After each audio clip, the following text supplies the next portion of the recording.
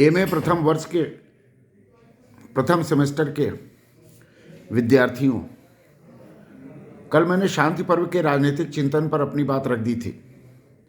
आज मैं से उसी सिलेबस में से रामायण पर अपनी बात रखूंगा। रामायण भारत का अभूतपूर्व ग्रंथ है।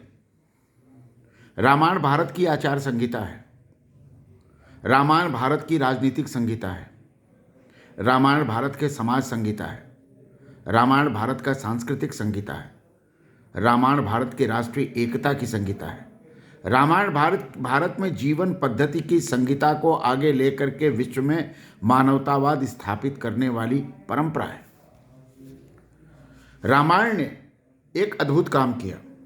एक तो उसने सर्वोच्च जीवनादर्श स्थापित किया और दूसरा व्यवहारिक सामाजिक राजनीतिक चिंतन का आदर्श दुनिया के सामने रखा। रामायण में भारत की उदारता, भारत का उपयोगितावाद, भारत का लोकतंत्र, भारत की समरसता, भारत का समावेशीपन, भारत का एकत्व, भारत का राष्ट्रवाद, भारत की सांस्कृतिक चेतना, भारत की आध्यात्मिक चेतना, अब भारत के मौलिक स्वरूप को रामायण स्थापित करने की बात करता है। रामायण में भ्रातृत्व का भाव है। रामायण में सद्भाव का भाव है। रामायण में शांति का भाव है। रामायण में चरित्र का भाव है। रामायण में पारिवारिक आदर्श का भाव है। रामायण में जीवन की पवित्रता का भाव है। रामायण में सामाजिक समन्वयता का भाव है। रामायण में व्यापक दृष्टि है, राजनीतिक उच्चादर्श है और व्यवहारिक रूप से राजनीति करने की कला का संकेत रामायण देता है। रामायण ने कर्तव्य पारायणता पर विशेष जोर दिया, कर्मठता पर विशेष जोर दिया। स्वतंत्रता, समानता, अधिकार, पर्यावरण सुरक्षा, राष्ट्रवाद का दिग्दर्शन रामायण में होता है। विंटर निर्ट्स ने अपनी एक पुस्तक में लिखा कि रामायण सिर्फ भारत की जनता की संपत्ति नहीं है, यह विश्व मानवतावाद की संपत्ति है, विश्व मानव की संपत्ति है। रामायण के आधार पर पूरी दुनिया में, पूरे विश्व में शांति, एकता, सद्भाव और एकत्व की स्थापना संभव है, ऐसा विंटर निर्ट्स कहते हैं। इसने शताब्दियों तक, आज तक, अनेक शताब्दियों से आज तक इसने बड़े बड़े राष्ट्र के चिंतन को प्रभावित करने का काम किया है। इसकी रचनात्मक प्रक्रिया, इसकी काव्य परंपरा, इसका विश्लेषण, इसमें अंतरतम में छिपे भारतीय भाव को उद्घाटित करने का काम रामायण ने किया है। रामायण में भारतीय जीवन के संपूर्ण विकास को प्रस्तुत किया गया। रामायण भारतीय एकता की दृष्टि है। उसे भारत की भौगोलिक एकता का ही नहीं, राजनीतिक सांस्कृतिक एकता का भी आयाम प्रस्तुत करने का श्रेय मिला है। पूरी दुनिया में 3000 से अधिक रामायण लिखे गए। आदि रामायण, वाल्मीकि रामायण, महत्वपूर्ण रामायण, तुलसीकृत रामायण, इनको आधार मानकर के पूरी दुनिया में 3000 से अधिक रामायण की पांडुलिपियां अब तक खोजी जा चुकी हैं। भारत में रामायण के दो प्रमुख रूप हैं। एक तो वाल्मीकि रामायण, दूसरा तुलसीकृत रामचरितमानस। तमिल भाषा में कम्बन रामायण भी एक है। बंगाली भाषा में रामायण है, तमिल भाषा में रामायण है, तेलुगु भाषा में रामायण है, असमी भाषा में रामायण है, भोजपुरी भाषा में रामायण है। माने भारत में जितनी भी भाषाएं आप सोच सकते हैं, सभी भाषाओं में उनके विद्वानों ने रामायण की रचना की है। कथानक लगभग एक है, परिस्थितियां अलग अलग हैं, कहने के तरीके अलग हैं, लेकिन रामायण जिन जीवना आदर्श को प्रस्तुत करता है वह सारे भारत में फैले सभी रामायणों में वही का वही जीवनादर्श प्रस्तुत है। वेबर कहता है कि महाभारत के बाद रामायण की रचना तीसरी शती ईसा पूर्व में हुई। सर मोनियर विलियम्स कहता है कि रामायण की रचना 3री शताब्दी ईसा पूर्व हुई। कीथ कहता है कि रामायण की रचना 1ली शताब्दी ईसा पूर्व में हुई। राधा कुमुद मुखर्जी कहते हैं कि रामायण महाभारत के पहले की रचना है, लेकिन अनेक विद्वान रामायण को महाभारत के बाद की रचना कहते हैं। स्वामी करपात्री जी ने रामायण मीमांसा नामक एक पुस्तक लिखी। उस रामायण मीमांसा पुस्तक पर उन्हें वैश्विक पुरस्कार मिला। रामायण मीमांसा में स्वामी करपात्री जी ने काल निर्णय पर भी बात किया। रामायण उन्होंने लिखा कि रामायण के प्रसंगों को, रामायण के जीवन आदर्श को, रामायण के चिंतन पद्धति को कालों में नहीं बांटा जा सकता। रामायण कब लिखा गया, कैसे लिखा गया, राम कब हुए, यह एक ऐसा तथ्य जिसको खोजा नहीं जा सकता। लेकिन रामायण एक इतिहास भी है। राम हुए थे, राम की लीलाएं हुई थी, राम के जीवना आदर्श स्थापित किया, राम राज्य की स्थापना भारत भूमि पर की। ये सारे सत्य को स्वामी करपात्री जी स्वीकार करते हैं। ए श्लेगन ने रामायण को 11वीं शताब्दी ईसा पूर्व माना। जी गैरोसियो ने रामायण को 12वीं शताब्दी ईसा पूर्व माना। टीजी व्हीलर ने रामायण को 10वीं शताब्दी ईसा पूर्व माना। अगर आप इन बातों को देखें, इससे आपके राजनीतिक चिंतन पर कोई फर्क नहीं पड़ता, लेकिन अगर आप रामायण के इन काल गणनाओं पर देखें तो रामायण का काल गणना अब तक स्थापित नहीं हो सका। रामायण ने भारत का वैश्वीकरण किया। जिस वैश्वीकरण की बात हम आज करते हैं, रामायण उसका एक महत्वपूर्ण उदाहरण है। उसी पर सभी 12वीं शताब्दी में कंबन रामायण, तमिल रामायण, उत्तरकांड ओट्टकुट्टन रामायण, द्विपद रामायण, तेलुगु रामायण, निर्वचन रामायण, भास्कर रामायण, मोल्ल रामायण, गोपीनाथ रामायण, इसमें मलयालम रामायण, बौद्ध और जैन ग्रंथों में भी रामायण है, जैसे राम कथा पट्टू, काष्णका रामायण, रामायण चंपू, आध्यात्म रामायण, केरल वर्मा रामायण, कन्नड़ रामायण, नेपाली रामायण, भानुभट्टली रामायण, बंगाली रामायण, कृत्तिवास रामायण, अद्भुताचार इत्यादि, उड़िया में रामायण। मतलब रामायण को पूरे भारत ने लिखने का प्रयास किया। इसका मतलब है कि जिस तरह से शंकराचार्य ने शिवलिंगों की स्थापना करके राष्ट्रीय एकीकरण का सांस्कृतिक रूप प्रस्तुत किया, रामायण ने भी अपने ग्रंथों के माध्यम से राष्ट्रीय एकीकरण का भाव प्रस्तुत किया। अगर रामायण न होता भारत में तो भारत का विभाजन निश्चितता खंड खंड विभाजित होगा। आज भी पाकिस्तान में कई क्षेत्रों में, बलूच जैसे शहरों में बलूचिस्तान रामायण की बात की जाती है, उसके संदर्भ में लें।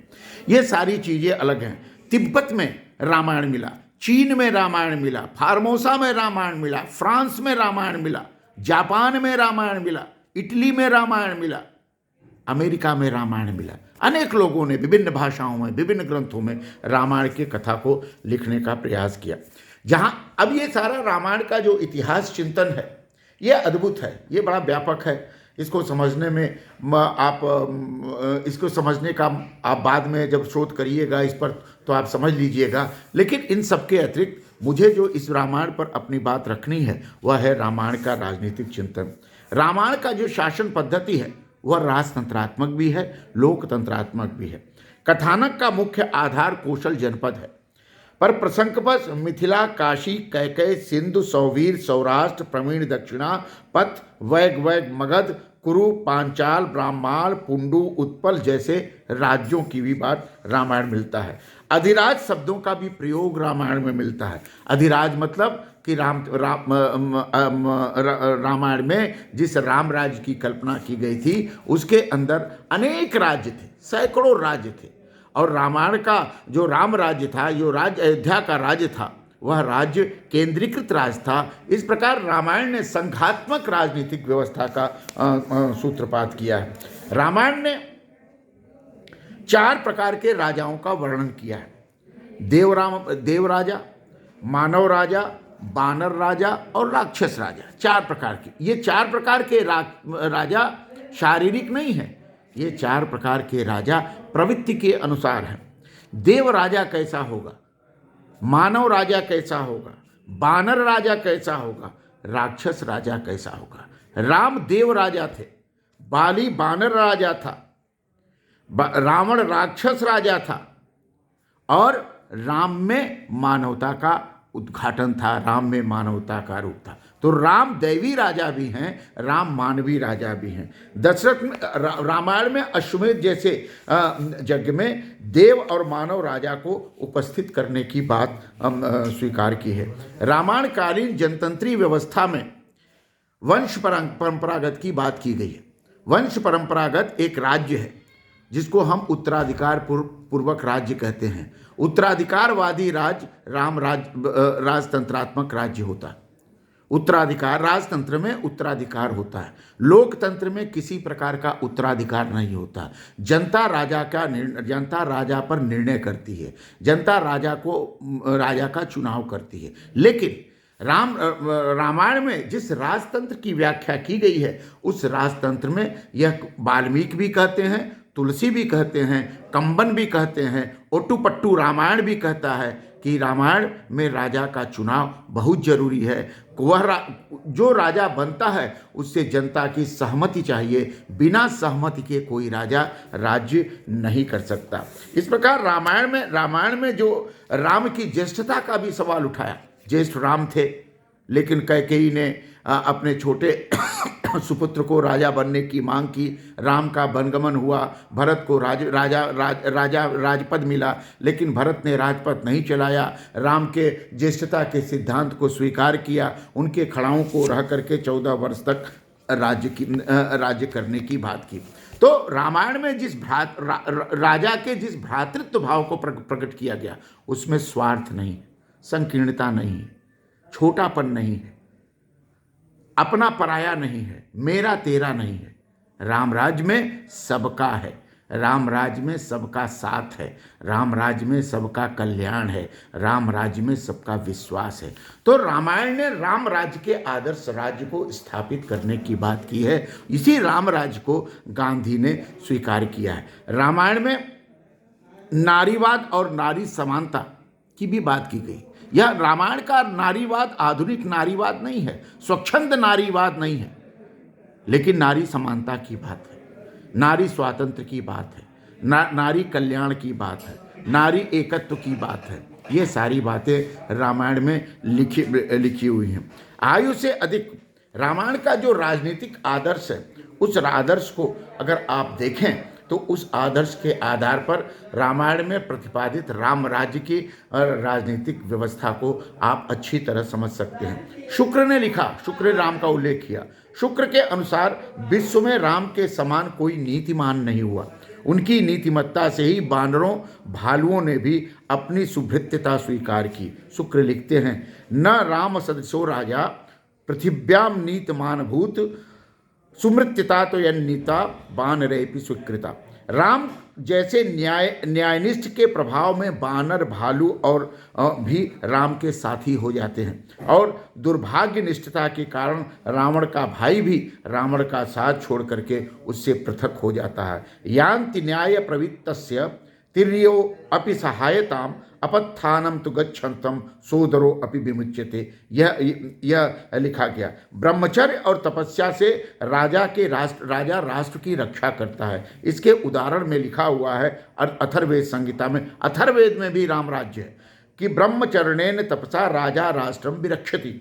जहाँ राम नहीं वहाँ देश नहीं, जहाँ राम नहीं वहाँ राष्ट्र नहीं, जहाँ राम नहीं वहाँ राष्ट्र का अस्तित्व नहीं, जहाँ राम नहीं वहाँ व्यक्ति नहीं, जहाँ राम नहीं वहाँ मानवता नहीं, जहाँ राम नहीं वहाँ संस्कार नहीं, जहाँ राम नहीं वहाँ उपलब्धता नहीं, जहाँ राम नहीं वहाँ नवीनता नहीं, जहाँ राम नहीं वहाँ सांस्कृतिक नहीं, जहाँ राम नहीं वहाँ आध्यात्मिकता नहीं, जहाँ राम नहीं वहाँ राजनीति नहीं, जहाँ राम नहीं वहाँ राजनीतिक विज्ञान नहीं, जहाँ राम नहीं वहाँ सुशासन नहीं, जहाँ राम नहीं वहाँ न्याय नहीं, जहाँ राम नहीं वहाँ युद्ध और शांति की अंतर्राष्ट्रीय व्यवस्था नहीं।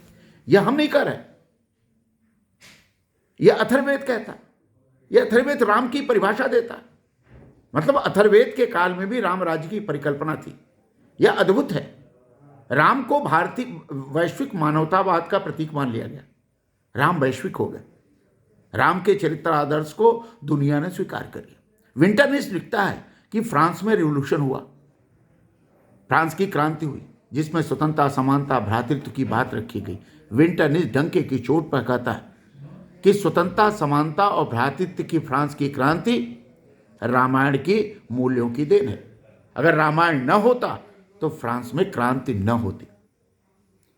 कीथ कहता है कि रामायण, मार्क्स ने तो रामायण से अपने दर्शन का प्रभाव किया।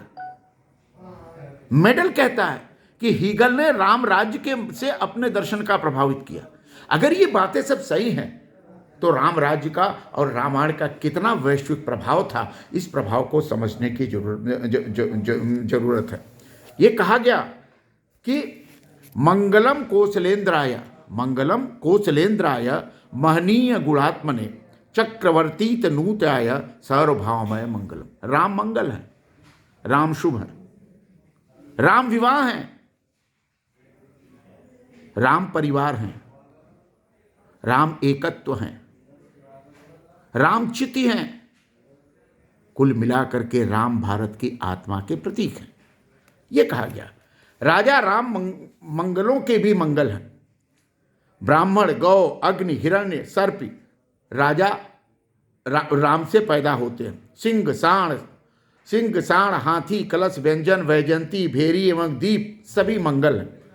दधि, दूर्वा आदि मंगलों के भी मंगल हैं। राम देवताओं में भी दैवत राजा हैं। मतलब रामायण ने दैवी सिद्धांत को समर्थन दिया। रामायण मानता है कि राम देवताओं के भी देवता। यह अद्भुत बात है। नहीं रामात परोलोके विद्यते सत्पते स्थित। पूरी दुनिया में, पूरी सृष्टि में राम के समान कोई नेतृत्व नहीं दे सका। राम का नेतृत्व ही राजनीतिक नेतृत्व की पराकाष्ठा है। राम का नेतृत्व का उच्चतम आदर्श है। हम नेतृत्व पढ़ते हैं, नेतृत्व की परिभाषा करते हैं, लेकिन राम के नेतृत्व को उससे अलग कर देते हैं। राम का नेतृत्व भौतिकवादी भी है, राम का नेतृत्व आध्यात्मवादी भी है, राम का नेतृत्व संस्कृतिवादी भी है, राम का नेतृत्व आर्थिकवादी भी है, राम का नेतृत्व भारतीयवादी भी है, राम का नेतृत्व पारदर्शी भी है, राम का नेतृत्व हर प्रकार के दुर्भावना से मुक्त नेतृत्व है। राम धर्मज्ञ हैं, सत्यसंध हैं, प्रजाहित निरत हैं, यशस्वी हैं, ज्ञान संपन्न हैं, सर्वपोषक हैं, रिपुसूदन हैं, सर्वजीत लोक के रक्षक हैं और वर्णाश्रम के मर्यादाओं का पालन करने वाले। तो राम के तमाम विशेषण रामायण ने लिखे। तो रामायण के जो विशेषण दिए गए राम के संदर्भ में, वह रामायण के विशेषण आज भी प्रासंगिक है। भारत में जब से अयोध्या में राम मंदिर का निर्माण सुप्रीम कोर्ट के फैसले के अनुसार होने लगा, 400 वर्षों का विवाद का अंत हुआ, तब से भारत के लोग 21वीं शताब्दी में फिर राम राज्य खोजने लगे। गांधी ने खोजा तो हंसी के पात्र बन गए। विवेकानंद ने राम राज्य की कल्पना की तो हंसी के पात्र बन गए। तिलक ने राम राज्य की बात की तो हंसी के पात्र बन गए। सावरकर ने राम राज्य की बात की तो हंसी के पात्र बन गए। लेकिन आज जब सारे वाद विवाद कोविड-19 के काल में ध्वस्त हो गए, सारी भौतिकता, सारे विचार ध्वस्त हो गए, तो दुनिया में राम राज्य खोजा जाने लगा। फ्रांस के राष्ट्रपति ने राम राज्य का कोविड काल में संकेत दिया। क्यों दिया? क्या जरूरत थी? उनको लगा कि राम राज्य में राज्य के लोगों को रोग मुक्त होने की कल्पना को साकार करने के उपाय दिए गए। अब आप देखिए, राम राज्य का रूप जो है राजतंत्रात्मक रूप है, लेकिन भारतीय लोकतंत्र का वही आदर्श भी है। गांधी ने भी मूलतः भारतीय लोकतंत्र का आधार राम राज्य को स्वीकार किया है। इसीलिए दशरथ में राम को यव राज्य देने के लिए जन स्वीकृति अपेक्षित की गई थी। इंग्लैंड और जापान में राजतंत्र होते हुए भी वहां लोकतंत्र है। शासन में भ्रष्टाचार, भाई भतीजावाद, कुनबा परस्ती न पनपने देने के लिए राजा और प्रजा दोनों पर धर्म का नियंत्रण आवश्यक है। मंत्री, ब्राह्मण, मनवादी धर्मशास्त्रों, शुक्र, बृहस्पति, नीति शास्त्र राजा को सदाचारी, जितेंद्रिय, आंतरिक खडरिपुओं का विजेता, कामज, क्रोधज, अष्टदश के रहित बनाने पर पूर्ण बल दिया है। राम किसी प्रकार के दोष से मुक्त है। राम मतलब नेतृत्व। राम राज्य का नेतृत्व हर प्रकार के दोषों से मुक्त है। इसका अर्थ हुआ कि रामायण की राजनीतिक प्रक्रिया पर वैश्वीकरण का समर्थन प्राप्त था। राम को ऐसा आदर्श राज के रूप में स्वीकार किया गया जिसकी सभा विधायिका में सभी जातियों का समान समान था, आदर था। जातिवाद नहीं था, कुनबा परस्ती भी नहीं थी, भ्रष्टाचार भी नहीं था। राम ने जाति धर्म, देश धर्म, श्रेणी धर्म, कुल धर्म को जाना और उसको संरक्षित करने की बात की। गोस्वामी तुलसीदास जी लिखते हैं, तुलसी प्रजा सुभाग से भूप भानु सो होए, बरसत हरसत लोग सब करखत लखै न को। राम राज्य में भारत के बहुत सौभाग्य से राम राजा हुए और इसलिए जनता सुखी रहती है, जनता को सुख रहती। और यह तुलसी लिखते हैं कि राम राज्य बैठे त्रैलोका, हर्षित भय गए सब सोखा। जैसे ही राम का राज्य स्थापित हुआ, लोक हर्षित हो गया, सब प्रकार के शोक नष्ट हो गए। अब आज अभी थोड़ी देर में बात इसको पूरा करूंगा, आज मैं इतना ही इसको करता हूं, लेकिन अगले अपने व्याख्यान में राम राज्य को कंप्लीट करने की बात करूंगा, जो रामायण का आदर्श राज्य है।